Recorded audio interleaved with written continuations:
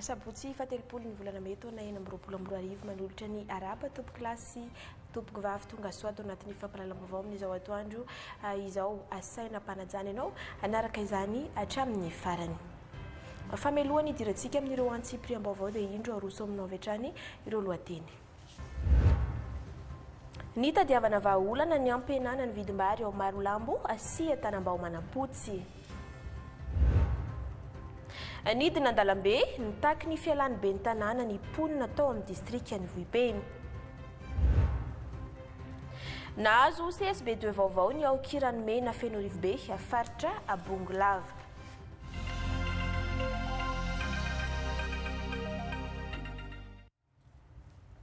Afa nitsidika ny distrika ny Marolambo ny ministry ny varotra sy ny fanjifana ny fijerena ny sosialim-bahoaka no nanosika azy ireo ho any an-toerana ankoatr'izay moa ny fahatsapana fambony loatra ny vidim-bary ka hitondra vahaolana maharitra ampenana izay vidim-bary izay any amin'ny distrika ny Marolambo. Mamilalaina Michel José solotenanay any Marolambo. Manoloana ny olana fahalafosan'ny vidim-bary aty amin'ny distrika ny Marolambo dia nitondra vahaolana maharitra mba hampihenana ny vidim-bary ho 900 ariary ny iray kapoaka, 200 ariary ny iray kilao ny fitondrana misy ankehitriny, ka vary 30 taonina no natolotra ho an'ny distrika ny Marolambo. Tonga aty an-toerana ny ampahany ary efa misitraka izany ny vahoaka. Tatitra azy moa izany dia hoe somary misy ny fiakaran'ny vidin'ny vary eny anivon'ny mpanjifa noho ny tsy fahampian'ny vokatra manoloana ny filanantsika mpanjifa ka tonga eto zany izahay avy ao ministeran'ny varotra miaraka amin'ny DG ny SPM mba ho amin'ny vidiny mirary no ahafahantsika mpanjifa mividy izany vary izany eny an-tsena ary amin'ny kalitao tsara. Ary tafiditra ao anatin'izany fanatanterahana izay asanay izany ny andro anio satria raha ny tatitra eno dia manodidina amin'ny 740 ariary ny vidianantsika ny kilao eny anivon'ny mpanjary ka ankehitriny izany ho fandrindrana an'izay tsena izay so entina nampianantsika mpanjifa dia tonga eto izahay ministeran'ny varotra miaraka amin'ny SPM dia 2 montsy izany ny vidiananareo anazy ankehitriny amin'ny alalan'ireo vary no entin'ny SPM ireo ka isorana Andriamatofiloha ny fanavaozana ny Repoblika nanome baiko anay entina natanterahana izao hetsika izao.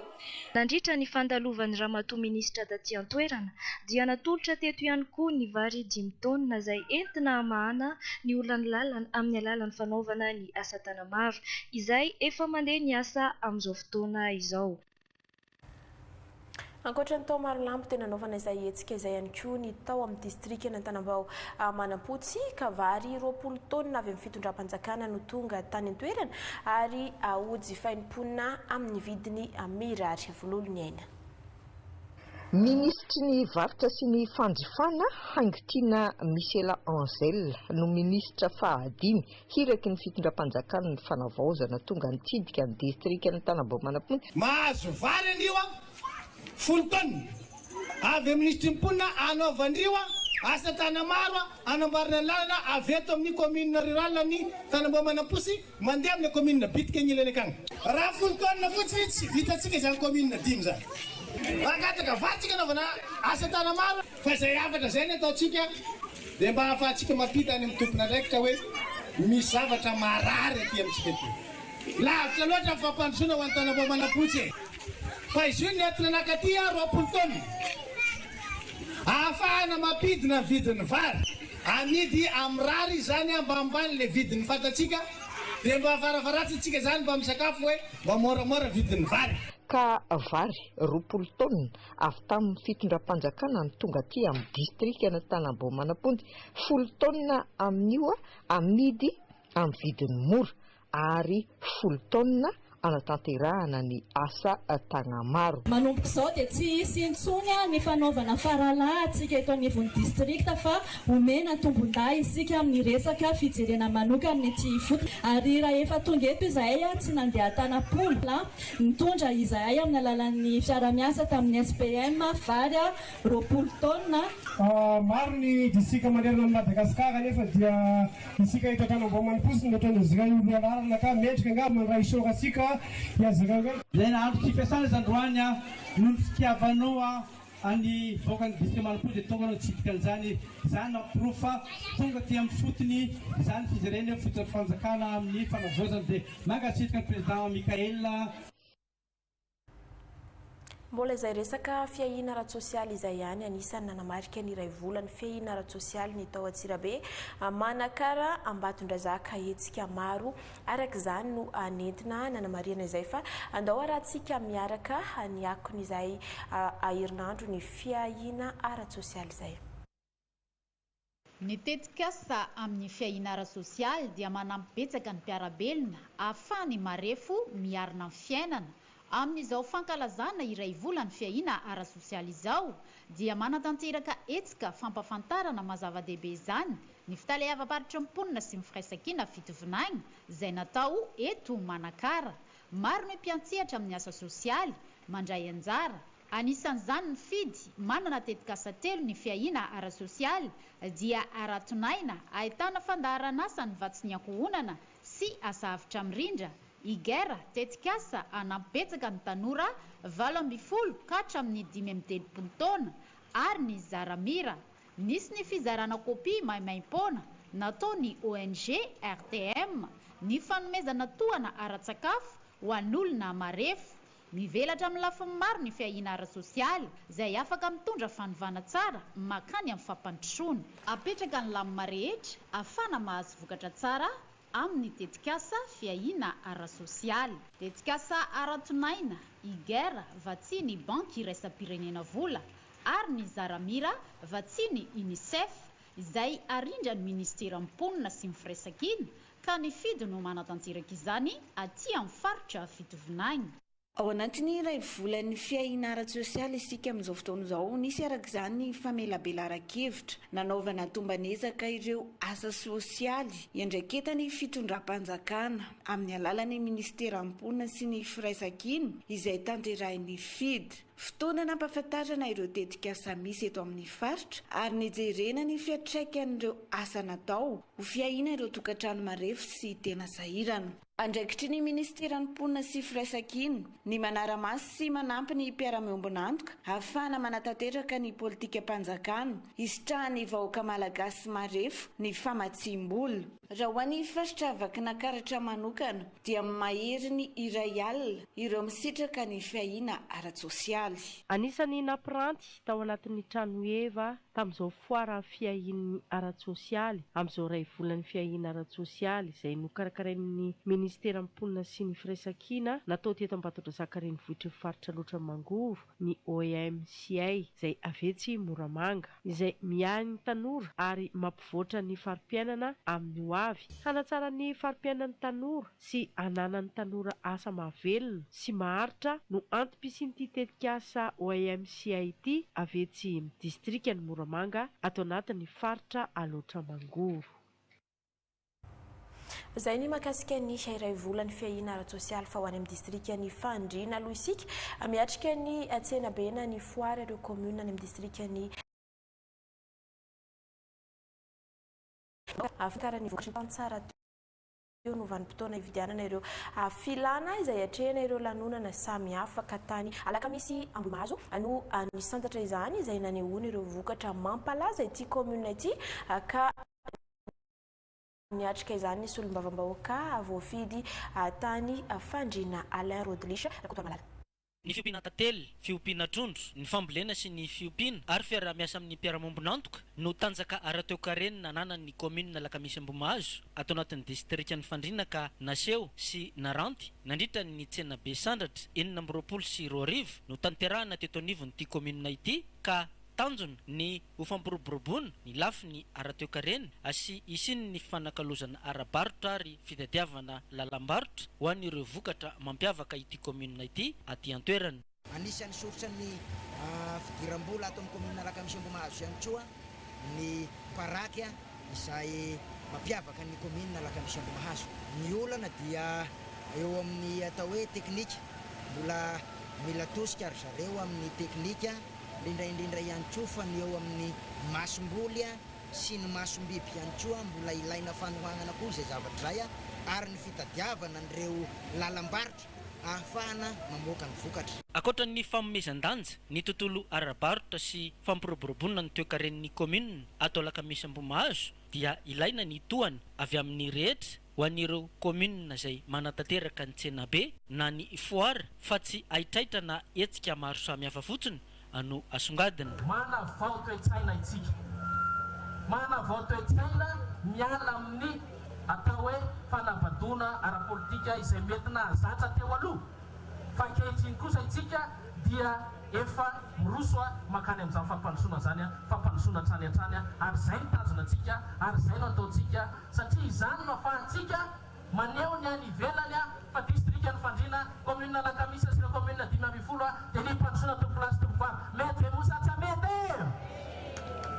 Vorolanina teto Lakamisy Ambohimahazo niatrika ny tsena be naharitra 3 andro ireo vahoaka avy amin'ny fokontany 2020 mandrafitra ity commune ity ka nampiavaka izao tsena be izao ny fanotronan'ireo sokajin'olona maro samihafa sy nanantanterahana hetsika isan-karazany ho an'ny vahoaka taty an-toerany. Zay ny tany amin'ny distrikan'ny Fandrina fa ho an'ny farafangana kosa dia tantsaha-piompy sy mpamboly 90 mahery no efa manatanteraka ny tetikasany rehefa navita ny fiofanana atao amin'ny fampianarana teknika sy fanofanana arakasa tany an-toerana. Ho fampirisihana azy ireo dia nomena maro-pankasitrahana ho mariky ny fahavitany izay fiofanana izay hatahiana Flavien Soltenanay an'ny farafangana.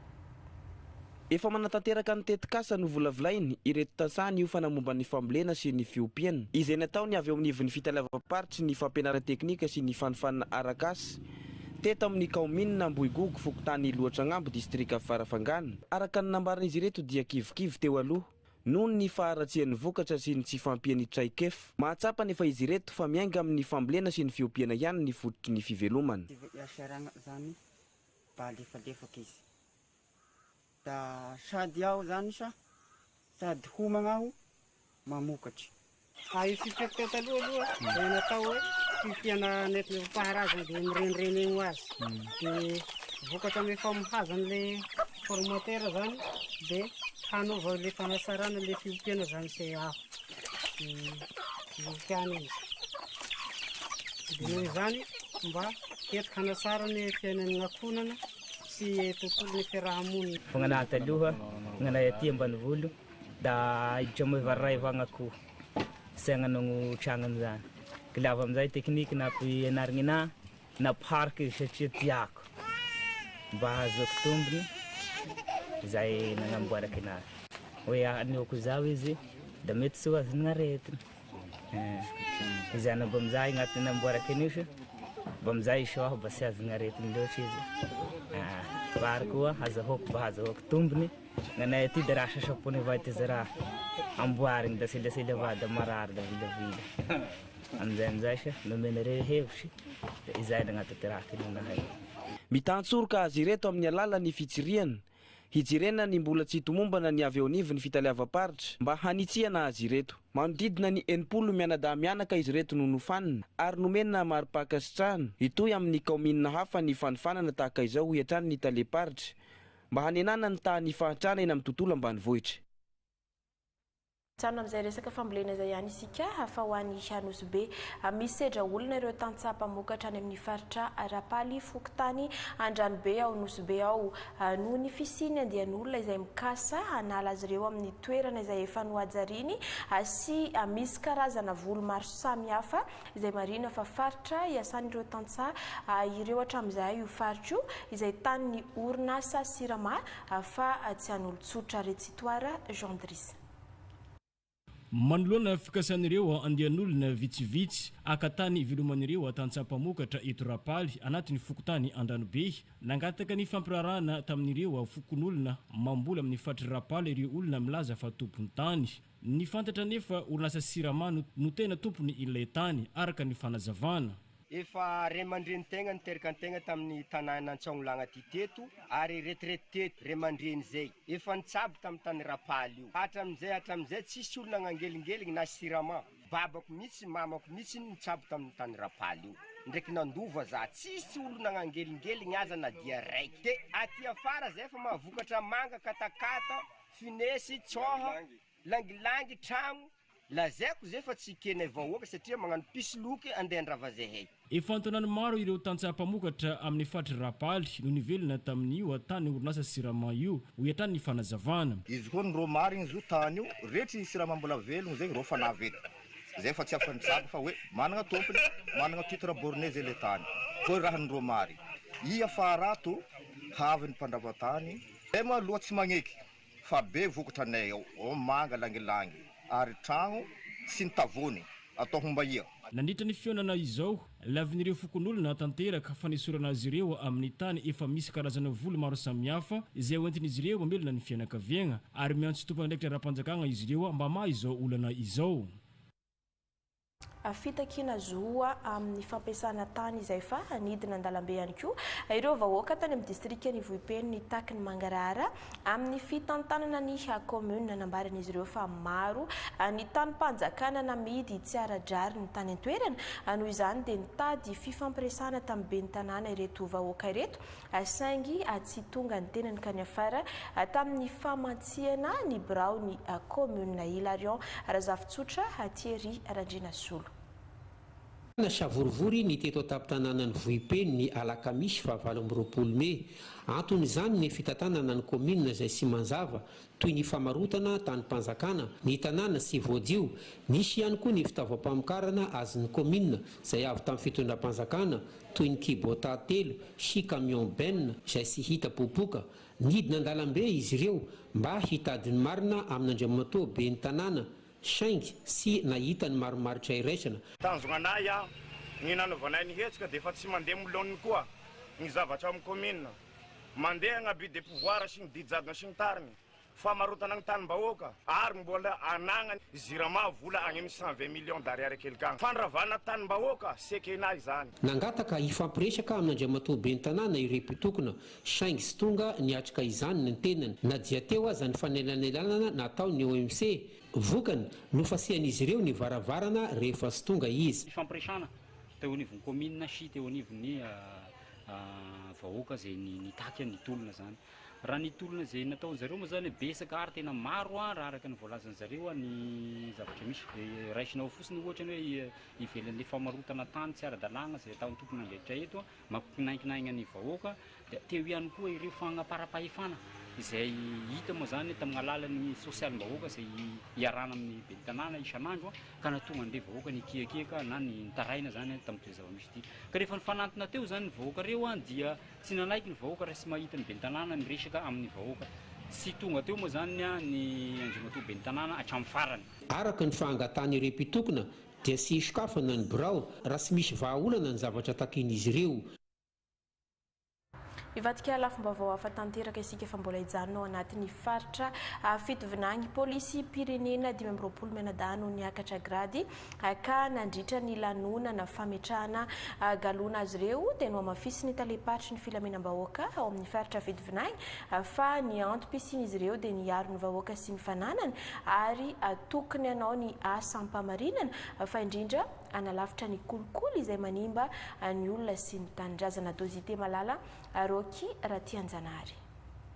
Polisy pirenena 20 mianadahy eto anivo ny fitaleava-paritry ny filaminam-bahoaka fitovinangy no nisonitra grady iray inspecteur de police 4 brigadier ary 20 ny agent. Nisy ny lanonana fametrahana galona ho azy ireo natao teto Manakara. Manana andraikitra lehibe ny polisy pirenena amin'ny fitandrovana ny fandriam-pahalemana ahafahany mponina manao ny asa fivelomany ampitoniana. Ny fisondrotana grady dia fisondrotana andraikitra. Salombo tsara zay. Rehefa miakatra grady ianao dia maro koa ny andraikitra hosahaninao. Ka aza mandraraka ilo miandoha tanondrovo tsara zay satria atsika dia efa manana ny tanjona kendresika dia ny fiarovana ny vahoaka sy ny fanana napia ny politika fanjakana koa zay sy ny ministeratsika amin'ny fiadina amin'ny kolokolo satria matetika dia voteny foana ny polisy nasionaly amin'izay resaka izay ka ianareo zao ane no ahazo elo vaovao sy fanahy vaovao. Fanaovana ny asa ampahitsiana sy ampamendrena dia isany miantoka ny fandriam-pahalemana ka tsy misy fandeferana ho an'ireo izay tratra manao kolikoly. Tsy ekensera koa ny finanan'olo dia aza atao ary aza reniko ataovy tsara ny asa fa ny toromarika azoko lahatany ary ampiarina ty amin'ny faritra zéro kolikoly ary zéro tolérance ny resaka kolikoly. Engany fa misy rivo-baovao mikasika an'izay fitangona filaminana zay ato anatin'ity faritra fitovinany ity mba ampy fahalemana ampiray-tanindrazana zay ny fanelitsika rehetrarehetra. Antenaina fa hitondra rivo-baovao eny anivon'ny toeram-piasan'izy ireo izao fisondrotana grady izao. Vaovao momba ny polisy pirenena izay efa nanatanteraka fivoriam-be ireo lehibe ny vondrona eo anivon'ny zandarmaria amin'ny pirenena tany amin'ny faritra Melaky fivoriana izay natao mainty rano nanaovana ny dinika ikaroam-baolana sy ametrahana filaminana maharitra any amin'ny faritra Melaky. Georges Sebastini, Antena William. Fanamafisana ny fandriam-pahalemana maharitra eto anivon'ny faritry Melaky. Io no loha hevitra ny safidina nandritra izao atrikasa ho fitadiavam-baolana mikasika ny fandriam-pahalemana izay notanterahany avy eo anivon'ny zandarmaria pirenena mandritra ny 3 andro eto anivon'ny komina Ambonivohitry Maintirano. Ho fanatsarana ny ezaka efa vita sy ny lesoka izay hita no andrasana amin'izao atrikasa izao. Safidina izay loha hevitra izay satria efa nisy ny ezaka izay nataontsika nandritra n'izay 5 arivo zay azo atao hoe tsy mahafapo fa na izany naty zany ary efa mba nahitana vokatra ihany.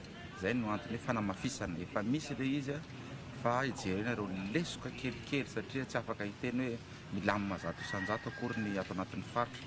Mbola misy ireo atrangana tsy fandriam-pahalemana izay miseho indrindra moa any amin'ny tapany atsimony faritra any ao anatin'ny distrikany Antsalova dia izay no anisany antsoahana tsoakevy dehibe mandritra n'izay atelona zay jerena hoe inona ny fepetra tokony raisina, inona ny andraikitra tokony ataony tsirairay, ahoana ny anatsarana azy, inona ny lesoka niseho mba ahafahana mamerina sy tazomana izay fandriam-pahalemana zay amin'ny ankapobeny ato anatin'ny faritra. Ny daty androany moa no safidina satria fatatsika fa tapitra zay ny rotsakorana anomboka ny maintany ary izay no safidianana manokana ny andro androany satria efa anomboka ho maina ny andro, fantatra fa rehefa maimaina ny andro manomboka mitranga tsikelikely ny trangana tsy fandriam-pahalemana dia izay no safidianana ny andro androany ametrahana ho bazy maharitra, ho bazy mafy tsara ny andraikitra izay ho raisin'ny mpitandron'ny filaminana amin'ny ankapobeny izay ao anatin'ny gendarmerie indrindrandrindra ireo misehatra any amin'ny tontolo ambanivohitra. Tsy andraikitry ny mpitandro filaminana rery ihany ny fampandriana fahalemana ny tanàna fa anentanana ny tsirairay mba anao soroka miara-milanja ho entina amongorana ny lafin'ny tsy fandriam-pahalemana aty amin'ny faritry Melaky. Lafiny fanabeazana no anoizantsika ny fampahalalam-baovao ny farana androany ny fankalazana ny faha-80 taona ny lycée moderna Ampeflo sekoly izay anisan'ny tranaindra eto an-drenivohitra satria dia efa hatramin'ny taona 527 no nijoroany. Atao anatin'izay dia tsy nitsahatra ny voatra ny kalitaon'ny fampianarana ary niara-ny faharombona amin'ny fanatsarana hatrany ny lentam-pahalalan'ny mpianatra ireo mpanabe teo anivon'ny LMA. Harantsika ny fanadihadiana. Iray amin'ireo sekolim-panjakana sangany eto an-drenivohitra ny lycée moderna Ampeflo miezaka mitazona hatrany ny kalitaon'ny fampianarana ireo mpanabe mba hamoahana mpianatra mendrika ary efa narivony ireo mpianatra lasa lavitra no volavolainy ity sekoly ity. Nandritra ny 80 taona ny lycée moderna Ampeflo dia nisan'ireo lycée mpanjakana nitondra avo ny kalitaon'ny fanabeazana teto Madagasikara sy teo anivony ranomasimbe indianina. Namolavola sy namoaka olo-manga maro izy izay nandray anjara tamin'ny fampandrosoana ny firenena teo amin'ny sehatra samihafa. Tsy fotoana fankalazana ny lasa ihany anefa izao fa fotoana andraisana fanamby vaovao. Mila velona sy amafisina indray ny toerana mendrika nanan'ity sekoly ity amin'ny alalan'ny fanatsarana hatrany ny kalitaon'ny fanabeazana. Ny mpampianatra rahateo dia tsy mitsaha mampitombo ny traikefany sy ny fahaiza-manaony.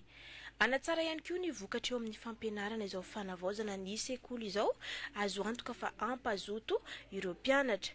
Tafiditra ao anatiny ataoko hoe fampandehanana ny fampianarana sy ny fanabeazana ny fananana ny sekoly mendrika sy manaja satria raha ohatra ka miala any an-trano ny ankizy dia mieritreritra sahady fa ny trano fidiovana andraisana azy ety amin'ny sekoly ary efa mahasorena azy dia tsy azo toakaty izy ary raha mahitako izy fa ny efitrano mahaleo monina dia tsy azo toakaty izy dia izay failana izy malaina zay dia efa sakana sahady zay eo amin'ny fanohizana amin'ny fianarana ka ho anahy dia anisany manana ny fiantraikany zao ary izay ny irina sy antenana ary teny menan'ireo fiangonana izay namaty vola hoe hoaezana satria ny toerana efa natsaraina dia hoezana koa ohatr'izay ny fanabeazana sy fampianarana mba hananana vokatra tsaratsara kokoa hatrano. Nitondra ny anjara biriky ny tafanavaozana ny sekoly LMA ny fiangonana Jesosy Kristy olo-maso ny andro farany vokatry ny fifadiakanina izay nataon'izy ireo. Fanavaozana nentina zany dia fandokoana ny hevitra rehetra zany anatina ny velany ary fandokoana varavarankely ireo izay simba dia fanamboarana toerana fitaovana ho an'ny mpianatra zany eto amin'ny nandritry ny famaranana ny fankalazana ny faha-80 taona ny joroany lycée moderne Ampeflo dia nisy ny fitokanana tsangam-bato sy fanolorana maribonina pirenena 990 ho an'ireo mpampianatra navita be teo anivon'ny sekoly lycée moderne Ampeflo. Fa mbola nisany olana lehibe hatreny tanora malagasy ny fahasarotany fidirana eo amin'ny tontolo ny asa rehefa vita ny fianarana.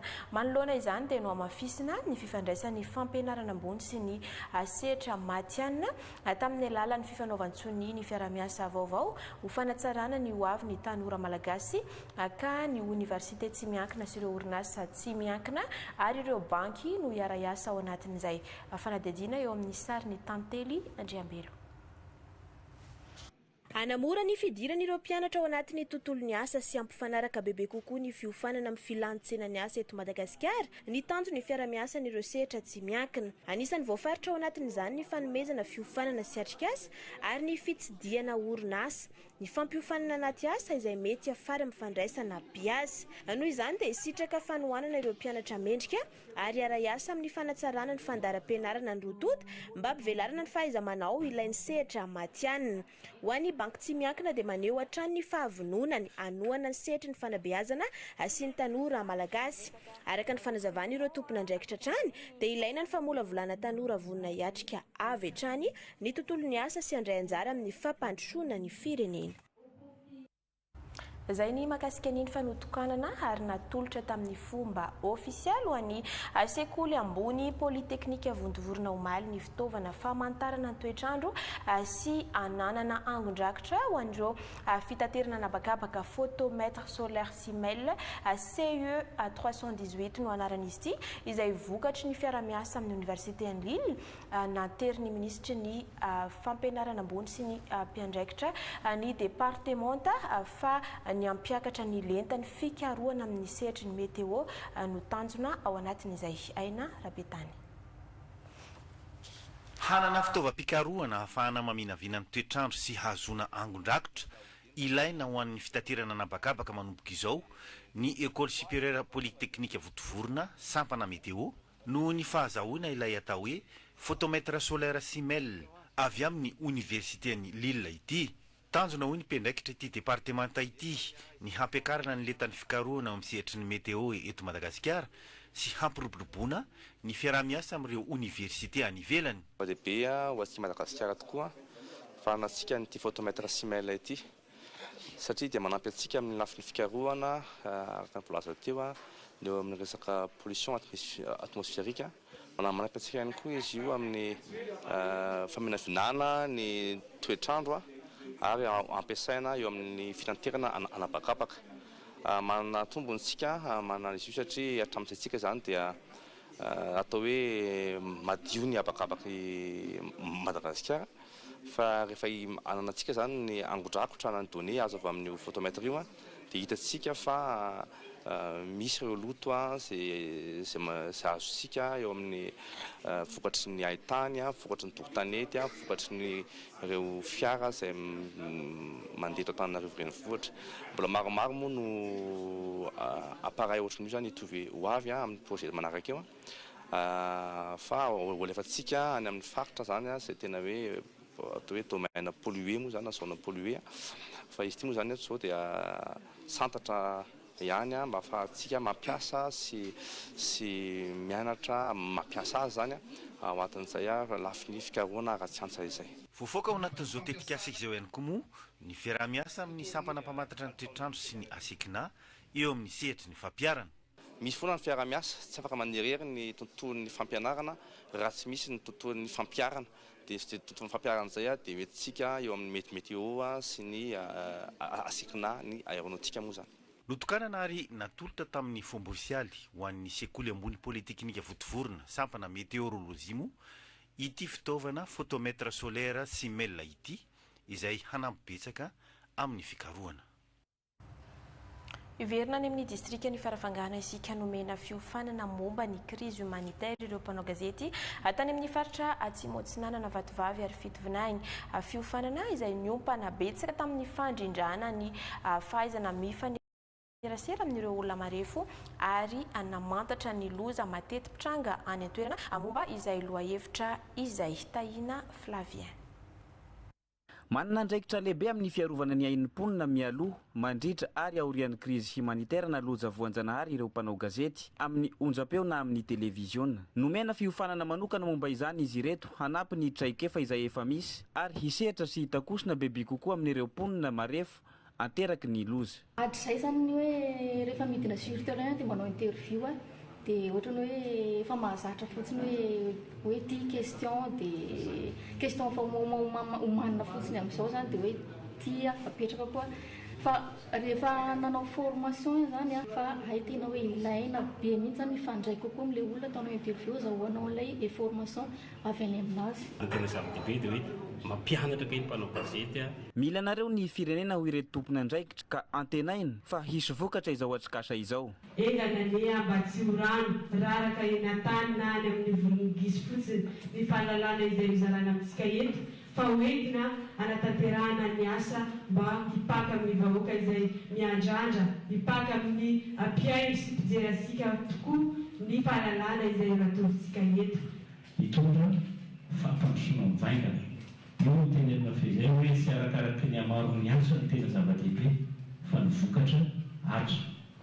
Dia ny irinay ny toy ny fiarahamiasa irinay no namanay ihany koa nareo amin'ilay fanjohinana ny hoe suivi mba ahafahantsika mitojona makany amin'ilay hoe fampandrosoana ho an'ny rehetrarehetra dia irinay ihany koa nareo mba ho namany reto mpanao gazety reto foana lasa hoe personne ressource atonony zareo rehefa misy ny fotoana tokony ilany zareo amin'ny mety filana information na vaovao makasika ny hoe mety mahasoan'ny olona indrindrindra hoe resaka humanitaire. Nisy ny asambonina izay nanaovana teorika sy pratika nanangonana ireo loza voanjanahary mateti-pitranga aty amin'ny faritra vatovavy fitovinany ary atsimo atsinanana. Aorian'izao dia hidina ifotona izy ireto izeriny ny tena zava-misy marina ho jaraina amin'ireo onjam-peo maro samihafa mba ho fantatry ny tompona andraikitra voakasika.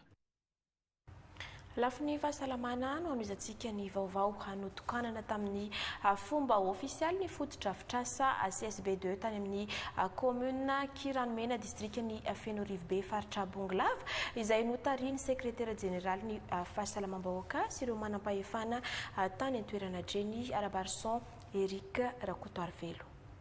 Azo antoka nivoaka ato amin'ny commune Kiranomena mamokandroana.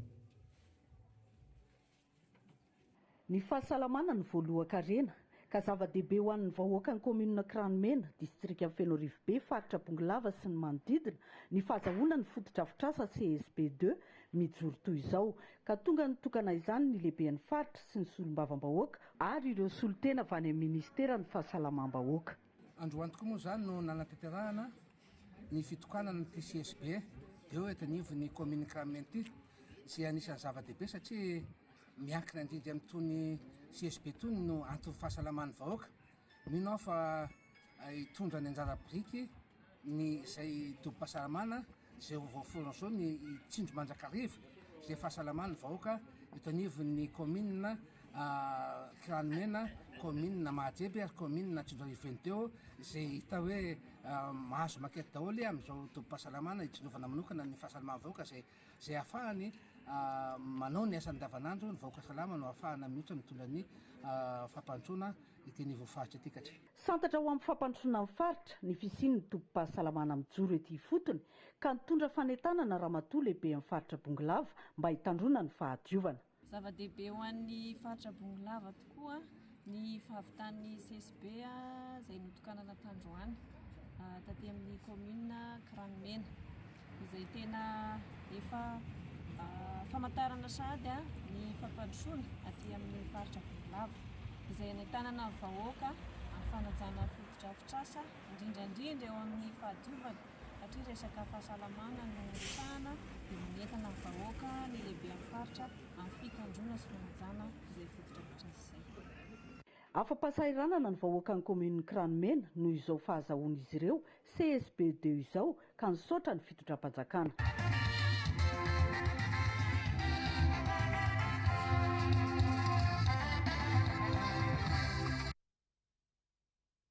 Amin'izay resaka fahasalamana izay ihany mba hanamora ny fahadiovan'ny vehivavy mandritra ny fadimbolana dia nomeny ministeran'ny rano fiofanana ny vehivavy voafonja sy ireo vehivavy tao amin'ny commune Tsironomandidy faritra Bongolava. Etsika izay nanamariana ny fankalazana ny andro iraisam-pirenena ho an'ny fahadiovana mandritra ny fadimbolana nankalazaina ny 24 Mey lasa teo. Hatreny Rabarson Eric Rakoto Arvelo. Ny sitraka fiofanana avy amin'ny ministeran'ny rano ny fanadiovana ary ny fidiovana ny vehivavy voafonja teto amin'ny fonjabean'ny Tsironomandidy mahakasika ny fahadiovana amin'ny fadimbolan'ny vehivavy. Fiofanana nanamarian'ny ministeran'ny rano ny andro iraisam-pirenena ho an'ny fahadiovana amin'ny fadimbolana. Noho izay fankalazana izay dia nisafidy ny ministeran'ny rano fanadiovana sy fidiovana ny hanao ny fankalazana nasionala eto anivon'ny Tsironomandidy. Misy fiofanana zany atolotray ho an'ny eny anivon'ny communauté ny anankiray dia indrindrandrindra koa ho ato amin'ny fonjan'ny Tsironomandidy izay ataonay hoe mendrika tokoa ngamba ny raha azo an'izay fiofanana izay satria vehivavy no resahana fahadiovana mandritra ny fadimbolana no resaka dia na tia ary zareo dia mendrika azo an'izay fiofanana izay. Zava-dehibe ho an'ireo vehivavy voafonja ny fahazahoana misitraka fiofanana toy izao hoy ny taleparitry ny fonja. Anisan'ny hery lehibe ho anay eto amin'ny fandarana ny fonja indrindra moa eto amin'ny fonja be Tsiromandidy dia ataoko hoe fisitrahana izao fanofanana karakarain'ny ministeran'ny rano sy ny fidiovana ary fahadiovana. Raha malala moa no olan'ny rano eto amin'ny faritra izay tena efa ao anatin'ny famana izay olana izay na ny eto anivon'ny na ny fanjakana Koibe. Ny fonja dia anisan'ny misedra izay olana mikasika ny rano izay kanefa ankehitriny misy fiaraha-miasa eo amin'ny ministera roa tonta dia ny ministeran'ny rano fidiovana ny fahadiovana ary ministeran'ny fitsarana dia anisan'ny ainga hoentinay izay mba tanjona moa indrindrandrindra ao anivon'ny asanay dia ny fanatsarana ny toeram-pamonjana, fanatsarana ny solon'olombelona, solon'olombonja ary indrindrandrindra ny fahatanterahana izay dia miteraka ny filaminana eto anivon'ny ponja. Ankoatr'izay dia nahazo fiofanana amin'ny fanjairana salaka ihany koa ireo vehivavy teto amin'ny commune Ambonivohitra Tsironomandidy mba hanamorana ny fandaniam-bola amin'ny fividianana salaka isam-bolana sy ampiena ireo enatra fanilikiliana ary finonom-poana mifandraika amin'ny fadimbolana ary hanamorana ny fahazoana fitaovana fanadiovana azo antoka mifanaraka ary mora ampiasaina. Nitondra fiofanana ho an'ny vehivavy amin'ny fanaovana savony ihany koa ny taleparitry ny fampianarana teknika sy ny fampiofanana arak'asa eto Tsironomandidy nandritra ity fankalazana ny andro iraisam-pirenena ho an'ny fahadiovana ity. Afahany distrikany Antalano anisan'ny sitraka ny tetika salova atao amin'ny faritra Savara ny distrikany maro antsetra kosa ny an'ny faritra Ambatsoa nanatanteraka tombana tamin'ny fiafarany tetika salova ny Croix Rouge tao Antala ka tao anatin'izany no nandraisana ireo lesona ahafana manarina sady nanambarana ihany koa ireo fahombiazana hita nandritra ny fanatanterana izay tetika sa izay Priska Calvao Brion Chutikael. Fampiofanana ireo tompon'andraikitra ifotony amin'ny fiatrehana ny loza sy ny tandindondoza narahina fametrahana drafitra indesigny magnamafy ny fiomanana sy fampitaovana. Namiagna fiofanana ihany koa ireo mpagnano trano aty ifotony amin'ny alalan'ny volo na ny bambo ary matotra rivodoza. Ankoatr'izay dia lakan-drano mirefy 2 kilometatra sasany no nasiam-pagnatsarana teto Antalata amin'ny tanàna. Dia misy koa zegny ny fagnamezana ray olo marefo zay hita fa mety ho sahirana zegny amin'ny fagnamboarana trano na fagnamafisana zegny fagnanaovana trano miisa 20 tamin'ny fokontany 5 zay niasan'ny Tetikasa dia ny fokontany Ambodipont, Namoana, Marikosa, Valambangy ary Andrapengy zay samy agnatin'ny districtny Antala. Partie voalohany zegny le nivolagniko amin'ny vokatra ambesana voalohany satria mizara 3 izy. Dia ny fizarany faharoa zegny resaka trano, dia ny fizarany fahatelo zegny le resaka fagnadiova resaka lakan-drano. Dia tamin'izay moa nametraka ny komite izay karakara sy kojakoja kanaly aby io. Dia vakeo nagnano koa zegny namolavola drafitrasa entigny kojakoja le kanaly. Nisy fampitaovana koa moa natao tamin'ny komite aminazy. Ke amintsika mivolagna izy zegny managna komite zegny au niveau-ny commune dia misy rantsana zegny amin'ny fokontany. Ny fokontany 7 zegny ny nagnanaovana izay. Tao agnatin'izay tetikasa lova izay ihany koa no nagnanaovana ny tombana sy nametrahana manokana ireo tahirin'entana ny Croix Rouge ho an'ny district Anambanja, Antala, Andapa ary Ansirangana izay notoagna ny gouvernement luxembourgeoise vola ientigny miatrika ny fotoam-pahavaratra magnaraka. Avelantsika eo ny mahakasika ny fanankalazany fetiny Edelada. Ireo mpindro silamo maneran-tany fety iray lehibe eo amin'ny finoana silamo izy io izay fahatsiarovana ny nanaovany Abrahama Sorona ny zanany ho fanehoana ny finoana sy ny fankatoavana n'Andriamanitra.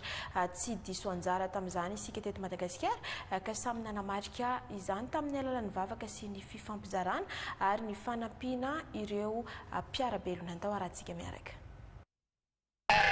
Andro iray manandanja ho an'ny mpindro silamo ny Edelada, fotoana anehoana finoana sy fankatoavana n'Andriamanitra. Saingy fotoana ihany koa hanamafisana ny fifankatiavana sy ny fihavanana eo amin'ny mpiarabelona. Fanao ny mpindro silamo ny manao sorona omby na ondry na osy izay zarana amin'ireo fianakaviana sahirana rehefa fotoana fankalazana tahaka izao. Tetsy Akorondrano no nanatanterahana ny vondrona alisanina sy ny fikambanana ahady ny fankalazana niaraka tamin'ireo mponina avy amin'ireo fokotany maromaro teto Antananarivo.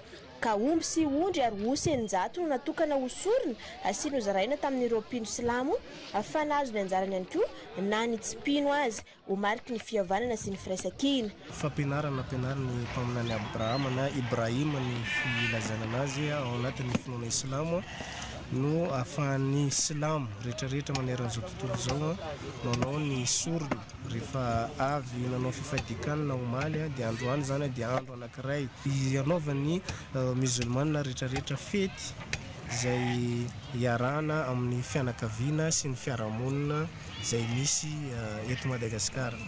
Ka natao zao ena mitampihavanana zao amin'ny alalan'ny tanora musulmane eto Madagasikara sy ny fiara-miasa amin'ny fikambanana anankiray izay hoe Al-Ihsan izay monina any Maurice moa io fikambanana io tanjona amin'ity ity miaraka amin'ny fianakaviana, ny fiarahamonina ary ny mpiarabelona rehetrarehetra satria mihidy moka zany raha tenentsika ny eto Madagasikara fa tsy any musulmane intsony izy ity fa iarahana amin'ny vahoaka malagasy rehetrarehetra ka zay no atonga n'ilay androandroany hoe rehefa anao an'izay ena mitampihavanana mba iarahany mifety ny rehetrarehetra fa tsy hoe ny mpindro silamo rery fotsiny. Nambarana ireo mpikarakara fa ny fifampizarana sy ny fifanampiana no anisan'ny tena afatra tian'izy ireo ampitaina amin'izao fety izao.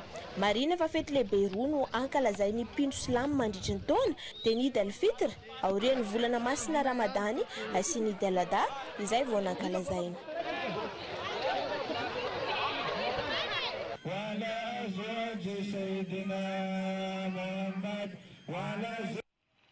mpino silamo maheriny 500 no nanatanteraka fotoam-pivavahana solatul Eid al-Duha izay natao takalamanjana teto atapy-tanànany Besalampy izay natana ny mpino maro avy any ambanivohitra sy ny eto an-tanàna.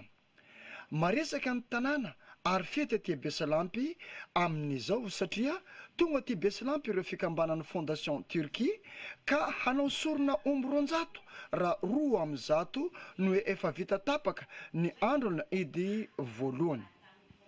Henan'omby vita sorona moa dia natokana ho an'ny mpino Islamo ary mahazo anjara ihany koa ny mpiarabelona sy ireo mahantra rehetra mba ho tombotsoa ny mponina eo anatrehan'ny tompo Allah araka amin'ny fampianarana izay nataon'ny mpaminany Muhammad sallallahu alaihi wasallam.